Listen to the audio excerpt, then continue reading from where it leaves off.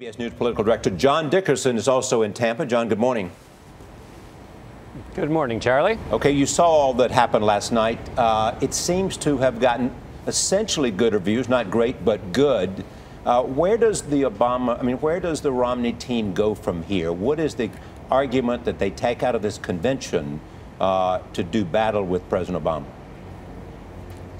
Well, they try to expand on the themes that were a part of Governor Romney's speech. It's a two-part process. One, help people leave President Obama. The economy is helping them on that score already. But part of what Governor Romney was doing last night was creating what they call a bit of a cliche, a permission structure, allowing people, giving them permission to leave President Obama. The second part was part of what Ann Romney was doing this morning, making Mitt Romney a comfortable person that people can hand the reins to. Those two tasks are what they'll do going forward.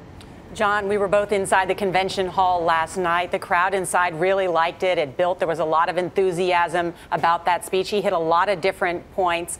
But I was struck by one thing, which is that all the signs that everybody held up said believe. As Jan Crawford just pointed out, it's on the side of the plane, believe in America. And yet he never used the word believe in that speech last night in an aspirational way. Where was the thread that would have brought that whole speech together in terms of a unifying theme?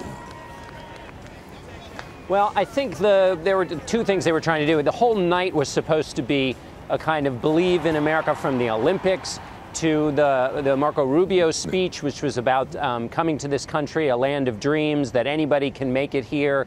That was the kind of electricity they were trying to create in the room. Mitt Romney was trying to say that set of beliefs, that American value system, is what I will take us back to. And that's going to be the mood music of the entire campaign. And that's part of what he was trying to do with the stories about his parents.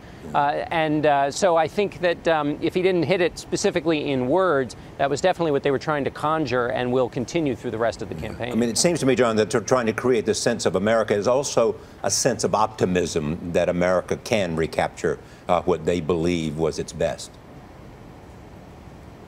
That's exactly right. He used the word optimism several times. In fact, in this effort to try and make people feel okay with leaving President Obama, he said it was all right to be a fan of his. We were optimistic about him. That's the kind of people we are.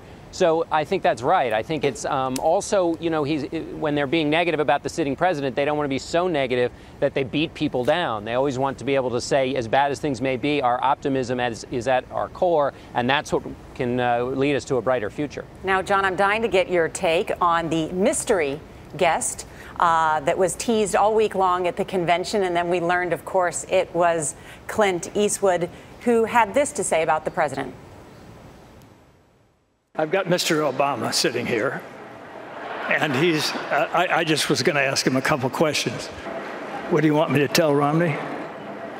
I can't tell him to do that. Can't do that to himself. You're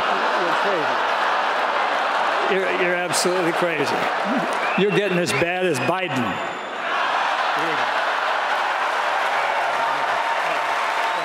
Of course, we all know Biden is the intellect of the Democratic Party. So I'll start it, you finish it. Go ahead. John, this was a rambling talk in the midst of a heavily scripted convention. He was scheduled to go just 5 minutes. I was there. I saw the red light blinking for another 7, 8, maybe minutes, like get off stage, and he just kept going on and on. Did it affect the night? Did it affect Mitt Romney's message? Well, yeah, the mystery guest seemed to be a mystery to himself for periods of his speech there. I think it was a great diversion, and I think it certainly did knock them off message for a minute, but I think it kind of goes away. It will live in history as an odd moment, but I don't think it changes the trajectory of the campaign. It was the no good, the bad, and the ugly. John Dickerson, thanks so much.